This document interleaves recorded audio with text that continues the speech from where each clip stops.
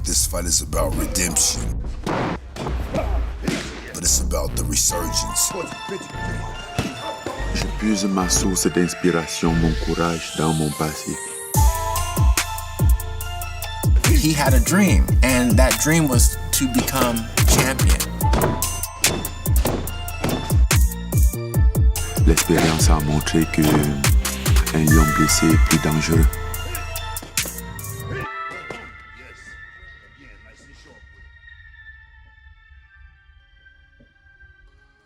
That first fight with Stipe, it got bad. He had every reason to just be done. Every reason to, and he didn't. You know, I feel like Francis just has that mindset. He doesn't accept failure by any means. He finds the right way to make the adjustments. He's self-accountable, and he moves forward and finds the ways to win. This is the second time that I'm going to the championship. Unfortunately, the first time it didn't work, but I think also because at that moment I wasn't ready and didn't set up things as they are right now. He had every excuse to just be complacent and be content with, hey, I just made it to the UFC. You know, I'm from Africa, now I'm in the UFC, I've made it. But no, he had a dream, right? And that dream was to become champion.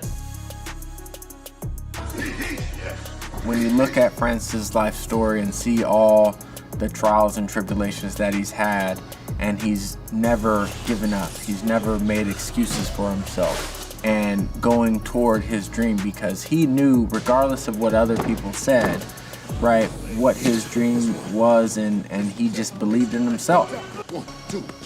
Since like growing up, had really a dream of becoming a boxer.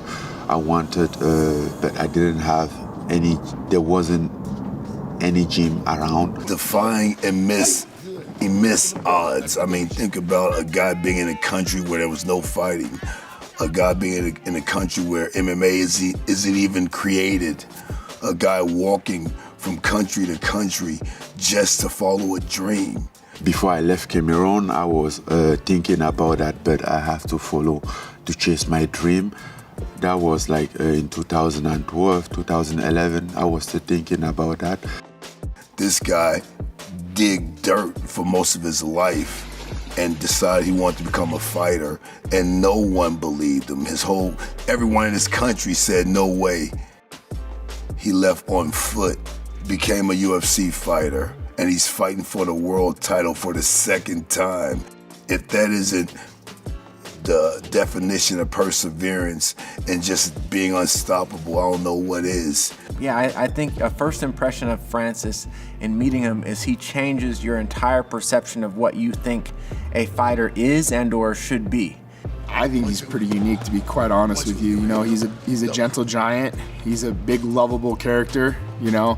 You see this big figure come into a cage that's just, you know, focused in, zeroed in, and he's ready to take somebody's head off. I just can't wait for Francis to get his moment and for those people in Cameroon and all over Africa to feel pride and proud of him.